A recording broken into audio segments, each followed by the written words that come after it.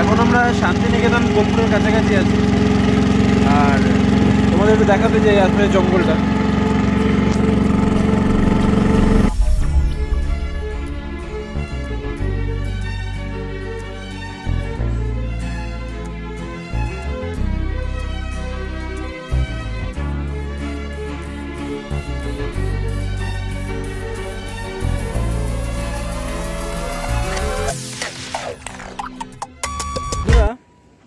এখানে দুপুরের ব্রেকের জন্য দাঁড়িয়েছি, লাঞ্চটা হবে এখানে। আর এই রাস্তাটা সোজা চলে গেছে খোয়াই, আর এটা চলে গেছে শান্তিনিকেতন ক্যাম্পাসের দিকে।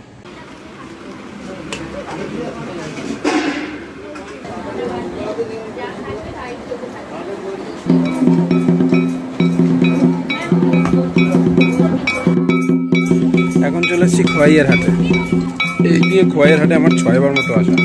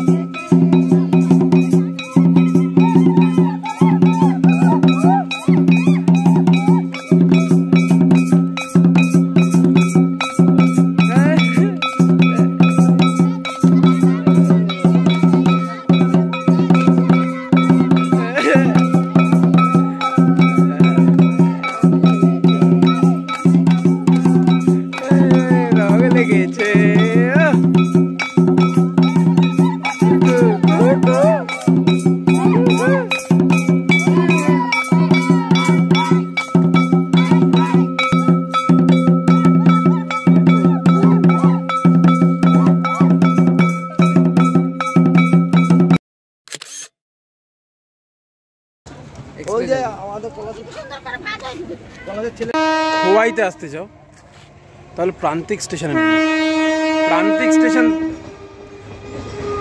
প্রান্তিক স্টেশন এখানে। এই প্রান্তিক স্টেশন থেকে খোয়াইয়ের দূরত্ব একদম কাছাকাছি খোয়াই, কিন্তু বোলপুর থেকে একটু দূরে কিন্তু।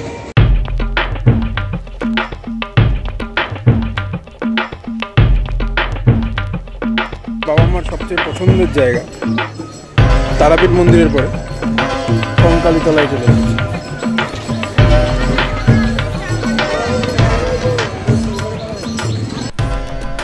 পুরাণে কথিত আছে, দেবী সতী যখন দক্ষযজ্ঞের পরে আত্মহত্যা করেন, তখন তার মৃতদেহ নিয়ে মহাদেব রুদ্র রূপ ধারণ করে সারা ব্রহ্মাণ্ড ঘুরে বেড়াতে থাকেন এবং বিশ্বব্রহ্মাণ্ডের অবসান লক্ষ্য করে বিষ্ণু তার সুদর্শন চক্র দিয়ে দেবী সতীর দেহকে খণ্ড খণ্ড করতে থাকেন এবং সেই দেহাংশগুলি যে সকল স্থানে পড়েছে সেখানে এক একটি শক্তিপীঠ গঠিত হয়েছে। এই কঙ্কালীতলায় মন্দিরে দেবীর কঙ্কাল পতিত হয়েছিল।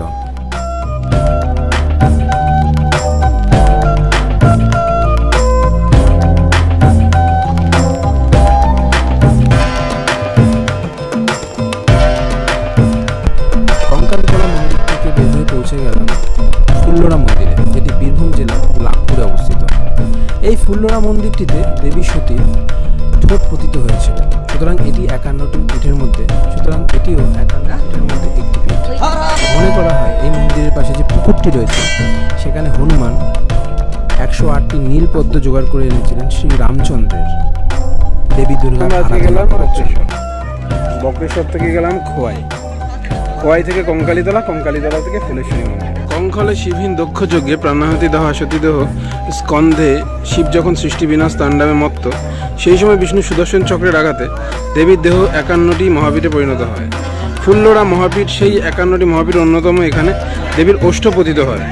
পীঠ নিয়ন্ত্রণে অষ্টপদ 7 দেবীশা ফুল্লরা স্মিতা বিশ্বেশ ভৈরব স্ত্রোত সর্বাভীষ্ট প্রদায়ক ফুল্লরা মহাপীঠ।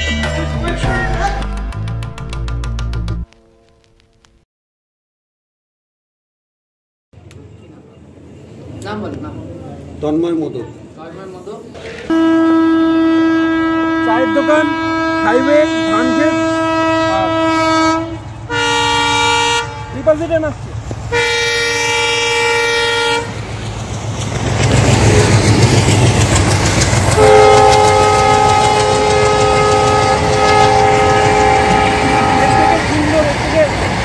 সিনেমাটিক আর কি হতে পারে।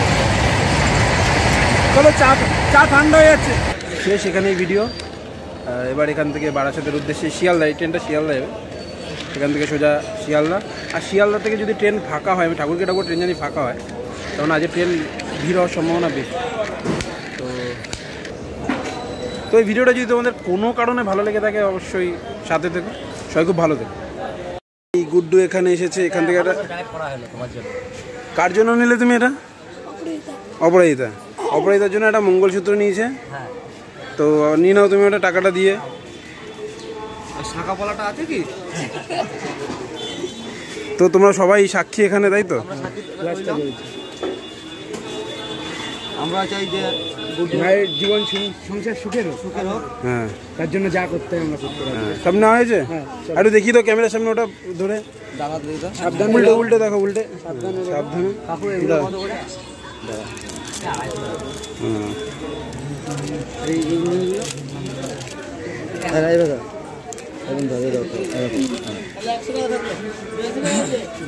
অপরাজিতাকে দিতে পেরে তুমি এটা খুশি, আনন্দিত তো? অপরাজিতাকে ভালোবাসো তো খুব নাকি? ঠিক আছে।